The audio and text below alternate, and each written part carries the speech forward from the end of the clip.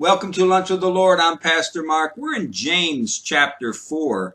We're going to be starting in verse 13 this lesson. But before we begin, Jeremiah 15:16. Thy words were found, and I did eat them, and thy word was unto me the joy and the rejoicing of my heart. Now, as we begin here in verse 13, verses 13 to 17 deal with the subject of do not be overconfident of the future. Don't be too overconfident of how long you have here on this earth. Now, godless societies all around the world, they promote hope of a long life. Eat this food or drink this water, take these pills, get this kind of surgery, and you will live well into your 80s and into your 90s.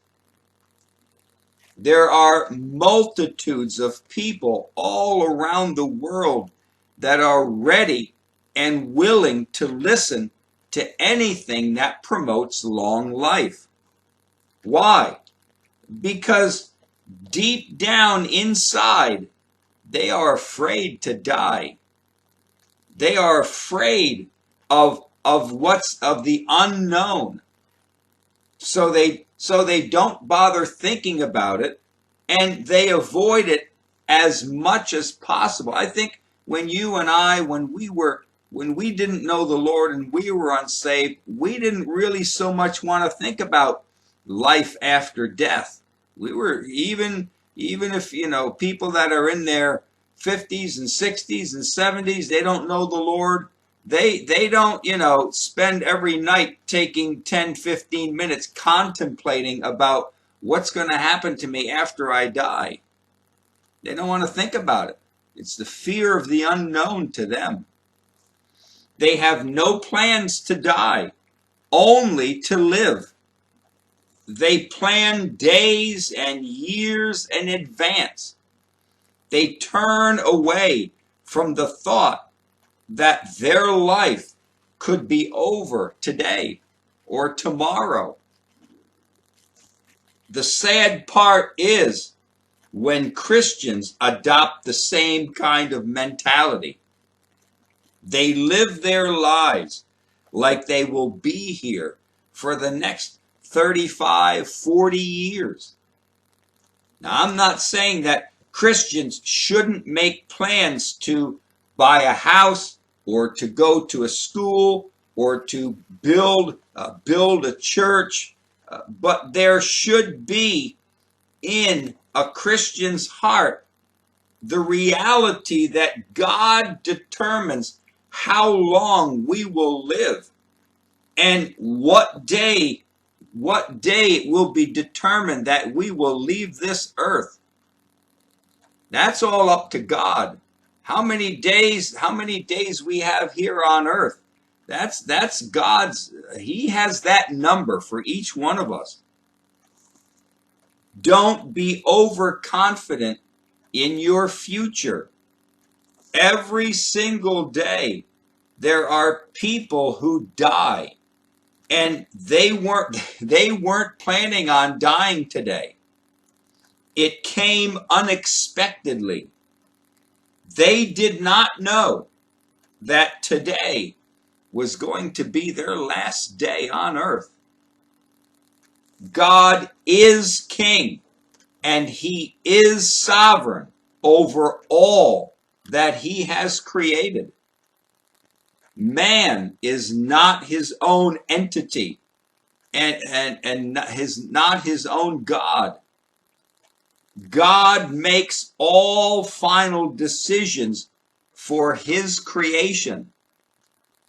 Satan wants nothing more than that people would think that they have lots of time left, because he knows that then death will come upon them as a thief in the night, unexpected, and ready to take them to their eternal punishment It's a trap. It's a snare that Satan uses. The snare and the trap that you're young. You have long life to live. You're only 15 years old, 20 years old. You just hit 34 years old. You've got 40, 50 more years to go. It's a trap. I'm telling you, it's a trap of Satan that people get comfortable in their life and they feel they have a long time, and then death comes that day unexpectedly and they're caught off guard, and now they have to enter into eternity. Verse 13, it says, "Go to now, you that say, today or tomorrow we will go into such a city, and we will continue there for a year, and we will buy and sell, and we will get gain." When he says here, "go to now," well, this is in the King James Version. These words in the Greek are designed to get the reader's attention. It would be like saying, "Come on now, listen up. Let me get your attention here." James is kind of waking them up to this subject that he's talking about. He says, "Go to now, you that say," those of you who are reading this letter, who with confidence of their life make plans for the future.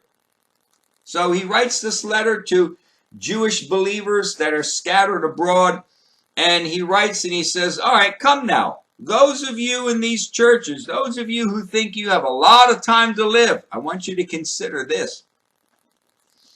The person spoken of here is one who carefully plans out their future. They act like an atheist because they do not consider God in all their ways. Do we include God in the details of our life? Phone calls, letters, shopping, a new job, buying a house. Do we include God in every detail of our life? Part of being a Christian is to be dependent upon God for all things, not to have God, not to leave God out and to take control of our own life. So he says, go to now, you that say, today or tomorrow we will go into such and such a city and continue there a year, and we will buy and sell and we will get gain. Well, this refers to the business part of our nature, to buy and to sell, to buy a new house or a new motorcycle or a new boat or a car, or to start a new business. This kind of approach to life is a self-confident, self-sustaining approach to life. It trusts in what? It trusts in self to provide for their needs and their wants. They do not consider the frailty of their life or of their finances or of their health. They don't consider that. They make plans for the future like they're going to be healthy every day of their life. Like they're going to have, we'll have plenty of money. Well, let me see, 5 years from now, sure, if I save such and such a amount of money between now and the next 5 years, I'll be able to start that business. I'll be able to do this. I'll be able to do that. Yeah, they make it sound like, the money's just going to keep rolling on in.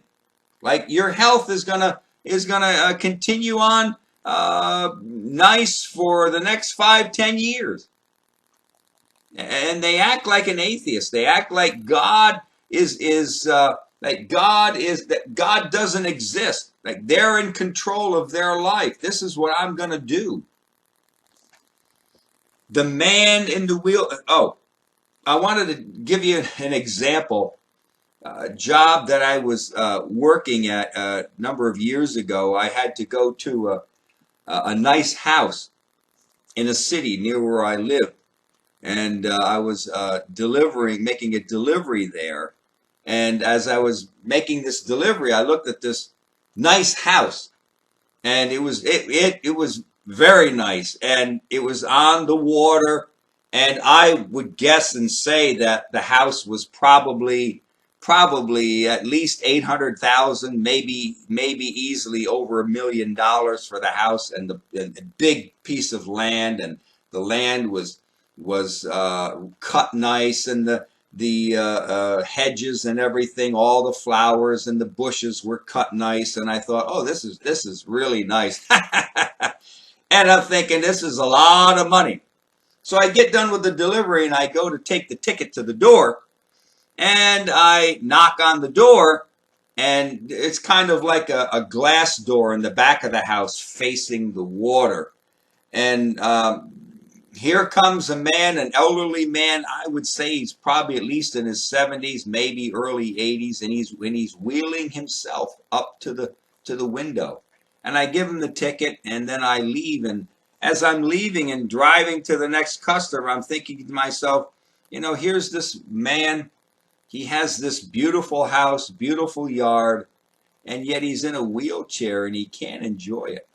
I mean, he probably, I don't know, he probably bought the house when he was healthy. And it's a shame because unless someone helps him, he has no way to even walk down to that water.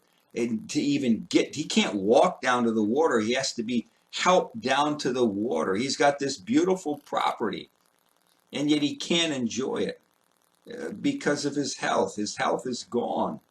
And I thought, this is a shame because he has all this wealth around him. And yet he probably never planned on not being able to enjoy it so much. And, this is the way people live sometimes. They act like they plan for the future as if everything's going to be fine and dandy. And then things come. Things happen to us. An accident happens. We get paralyzed, or our health, we get a sickness or a disease, or we just don't know what's going to happen. A divorce takes place, and the other half takes part of the money, and you can't get it. Now your plans are all set back, and it just disrupts life. But that is life. Life is that things happen that unexpectedly. This is what life is. And so, here James is saying, you're planning for the future, but you're leaving God out of the plans. We need to include God in the plans. The word, when he says here, the word we will go, he says, go to now, you that say today or tomorrow, we will go. In the Greek, those three words is a future indicative, meaning that it was a determined decision to go into a city to nearby in the near future. So he's saying here, these people, those of you who are saying to yourself, we have already made plans that we're going to go into such and such a city, 20, 30 miles away, whatever it is, and we will do this. It wasn't like wishful thinking. They weren't, see, when he says we will go, the Greek implies this isn't wishful. This is now they're ready to go, and they have made the plans. They probably have set the date, and they're going to go, and they're going to do such and such a thing. We're going to continue on in verse 14 next lesson. But until then, walk with the Lord. I know he walks with you.